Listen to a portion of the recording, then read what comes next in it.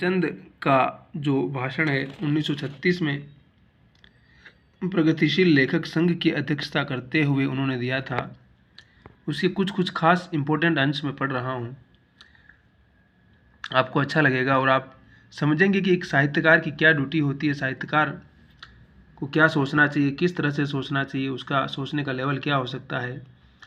साहित्यकार के सामने आजकल जो आदर्श रखा गया है उसके अनुसार ये सभी विद्याएं उसकी विशेष अंग बन गई हैं और साहित्य की प्रवृत्ति अहमवाद या व्यक्तिवाद तक परिमित नहीं रही, बल्कि वह मनोवैज्ञानिक और सामाजिक होती जाती है। अब वह व्यक्ति को समाज से अलग नहीं देखता, किंतु उसे समाज के एक अंग रूप में देखता है। इसलिए नहीं कि वह समाज पर हुकूमत करे, उसे अपनी स्वार्थ साधना का औजार बनाए, मानो उसमें और समाज में सनातन शत्रुता है, बल्कि इसलिए कि समाज के अस्तित्व के साथ उसका अस्तित्व कायम है और समाज से अलग होकर उसका मूल्य शून्य के बराबर हो जाता है। हम में से जिन्हें सर्वोत्तम शिक्षा और सर्वोत्तम मानसिक शक्तियाँ मिली है, उन पर समाज के प्रति उतनी ही जिम्मेदारी भी है। हम उस मानसिक पूंजीपति को पूजा के योग्य न समझेंगे जो समाज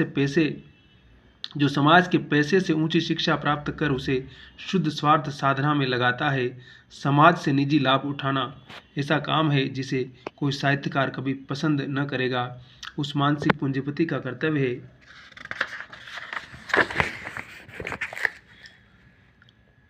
कि वह समाज के लाभ को अपने निज के लाभ से अधिक ध्यान देने योग्य समझे, अपनी विद्या और योग्यता से समाज को अधिक लाभ पहुंचाने की कोशिश करे। वह साहित्य के किसी भी विभाग में प्रवेश क्यों न करे, उसे उस विभाग से विशेषतः और सब विभागों से सामान्यतः परिचय हो।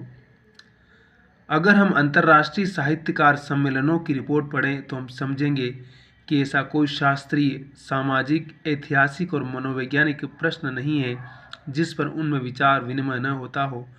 इसके विरुद्ध अपनी ज्ञान सीमा को देखते हैं तो अपने अज्ञान पर लज्जा होती है। हमने समझ रखा है कि साहित्य रचना के लिए आशु बुद्धि और तेज कलम काफ़ी है। यही विचार हमारी साहित्यिक अवनति का कारण है। हमें अपने साहित्य का मानदंड ऊंचा करना होगा, जिसमें वह समाज की अधिक मूल्यवान सेवा कर सके, जिसमें समाज में उसे वह पद मिले जिसका वह अधिकारी है, जिसमें वह जीवन के प्रत्येक विभाग की आलोचना विवेचना कर सके और हम दूसरी भाषाओं तथा साहित्यों का झूठा खाकर ही संतोष न करें, किंतु खुद भी उस पूंजी को बढ़ाएं। हमें अपनी रुचि और प्रवृत्ति के अनुकूल विषय चुन लेने चाहिए और विषय पर पूर्ण अधिकार करना चाहिए। हम जिस आर्थिक अवस्था में जिंदगी बिता रहे हैं उसमें यह काम कठिन अवश्य है, पर हमारा आदर्श ऊंचा रहना चाहिए। हम पहाड़ की चोटी तक न पहुंच सकेंगे तो कमर तक तो पहुंच ही जाएंगे, जो जमीन पर पड़े रहने से कहीं अच्छा है। अगर हमारा अंतर प्रेम की ज्योति से प्रकाशित हो और सेवा आदर्श हमारे सामने हो तो ऐसी कोई कठिनाई नहीं जिस पर हम विजय न प्राप्त कर सकें। जिन्हें धन वैभव प्यारा है, साहित्य मंदिर में उनके लिए कोई स्थान नहीं है। यहाँ तो उन उपासकों की आवश्यकता है जिन्होंने सेवा को ही अपने जीवन की सार्थकता मान लिया हो, जिनके दिल में दर्द की तड़प हो और मोहब्बत का जोश हो। अपनी इज्जत तो अपने हाथ में है। अगर हम सच्चे दिल से समाज की सेवा करेंगे तो मान, प्रतिष्ठा और प्रसिद्धि सभी हमारे पांव चूमेंगी। फिर मान प्रतिष्ठा की चिंता हमें क्यों सताए और उसके न मिलने से हम निराश क्यों हो। सेवा में जो आध्यात्मिक आनंद है वही हमारा पुरस्कार है। हमें समाज पर अपना बड़प्पन जताने, उस पर रोब जमाने की हवस क्यों हो। दूसरों से ज़्यादा आराम के साथ रहने की इच्छा हमें क्यों सताए। हम अमीरों की श्रेणी में अपनी गिनती क्यों कराएं। हम तो समाज का झंडा लेकर चलने वाले सिपाही हैं और सादी जिंदगी के साथ ऊंची निगाह हमारे जीवन का लक्ष्य है। जो आदमी सच्चा कलाकार है वह स्वार्थ में जीवन का प्रेमी नहीं हो सकता। उसे अपनी मन संतुष्टि के लिए दिखावे की आवश्यकता नहीं, उसे घृणा होती है। वह तो इकबाल के साथ कहता है, क्या कहता है वो, कि मैं आज़ाद हूँ और इतना हयादार हूँ कि मुझे कोई भी मुझे दूसरे निथरे हुए पानी के एक प्याले से भी मारा जा सकता है। हमारी परिषद ने कुछ इस प्रकार के सिद्धांतों के साथ कर्म क्षेत्र में प्रवेश किया है। साहित्य का शराब कबाब और राग रंग का मुखापेक्षी बना रहना उसे पसंद नहीं।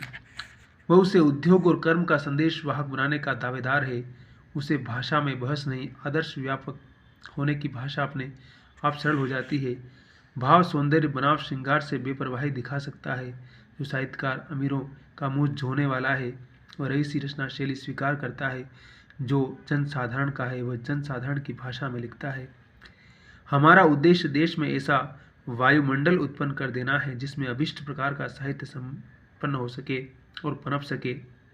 हम चाहते हैं कि साहित्य केंद्रों में हमारी परिषदें स्थापित हो और वहाँ साहित्य की रचनात्मक प्रवृत्तियों का नियम पूर्वक चर्चा हो, नियम पढ़े जाएं, बहस हो, आलोचना प्रत्यालोचना हो, तभी वह वायुमंडल तैयार होगा और एक नए साहित्य के युग का आविर्भाव होगा, ऐसा प्रेमचंद कह रहे हैं। हम हर एक सूबे में, हर एक जवान में ऐसी परिषदें स्थापित करना चाहते हैं जिसमें हर एक भाषा में अपना संदेश पहुंचा सके। ये समझना भूल होगी कि यह हमारी कोई नई कल्पना है, नहीं। देश के साहित्य सेवियों के हृदयों में सामुदायिक भावनाएं विद्यमान है। भारत की हर एक भाषा में इस विचार के बीज प्रकृति और परिस्थिति से पहले ही वो रखे हैं। जगह जगह उसकी आंखें भी निकलने लगे हैं। उसको सींचना, उसके लक्ष्य को पुष्ट करना हमारा उद्देश्य है। हम साहित्यकारों में कर्म शक्ति का अभाव है, एक कड़वी सच्चाई है, पर हम उसकी ओर आंखें बंद नहीं कर सकते। अभी तक हमने साहित्य का जो आदर्श अपने सामने रखा था उसके लिए कर्म की आवश्यकता न थी। कर्माभाव उसका गुण था, क्योंकि अक्सर कर्म अपने साथ पक्षपात और संकीर्णता को भी लाता है। अगर कोई आदमी धार्मिक होकर अपनी धार्मिकता पर गर्व करे तो इससे कहीं अच्छा है कि वो धार्मिक न हो, खाओ पियो मौज करो का कायल हो। ऐसा स्वेच्छाचारी तो ईश्वर की दया का अधिकारी भी हो सकता है, पर धार्मिकता का अभिमान रखने वाला के लिए यह संभव नहीं। जो हो, जब तक साहित्य का काम केवल मन बहलाव का सामान जुटाना, केवल लोरियां गा कर सुनाना, केवल आंसू बहाकर ही हल्का करना था, तब तक उसके लिए कर्म की आवश्यकता न थी। वह एक दीवाना था जिसका नाम दूसरे खाते थे, मगर हम साहित्य को केवल मनोरंजन और विलासिता की वस्तु नहीं समझते। हमारी कसौटी पर वही साहित्य खरा उतरेगा जिसमें उच्च चिंतन हो, स्वाधीनता का भाव हो, सौंदर्य का सार हो, सृजन की आत्मा हो, जीवन की सच्चाइयों का प्रकाश हो, जो में गति और बेचैनी पैदा करे, सुलाए नहीं, क्योंकि अब और ज़्यादा सोना मृत्यु का लक्षण है। यह प्रेमचंद के उस भाषण का अंतिम अंश है जो उन्होंने 1936 में प्रगतिशील लेखक संघ की अध्यक्षता करते हुए लखनऊ में दिया था। और मुझे लगता है कि ये बातें साहित्य के लिए और हमारे जैसे पाठकों के लिए बहुत उपयोगी है। अगर हम इनको समझ सकते हैं तो हमारे अंदर निश्चित रूप से बड़े विचार और बड़ी सोच उत्पन्न हो सकती है और हम अपने विषय के मास्टर बन करके हम कुछ नया डिफरेंट सोच सकते हैं। नहीं तो हम जो कहा ना प्रेमचंद ने कि हम दूसरों की जूठन खा खा करके अपना जीवन निकाल देते हैं, तो प्रेमचंद के आदर्श बड़े हैं, ऊंचे हैं, इसलिए वो कुछ ऊंचा सोच सकते हैं। तो जिसको कुछ बड़ा सोचना है, बड़े सपने देखना है, उसको सेक्रीफाइस तो करना ही पड़ता है। तो प्रेमचंद यही कह रहे हैं कि अगर आपको बड़ा साहित्यकार बनना है तो आपको त्याग तो करना पड़ेगा। और खुश रहिए, प्रसन्न रहिए, मस्त रहिए और आगे बढ़ते रहिए और कुछ बड़े सपने देखिए। सपने देखने का अधिकार सभी को है, ज़िंदगी सबको देती है मौका।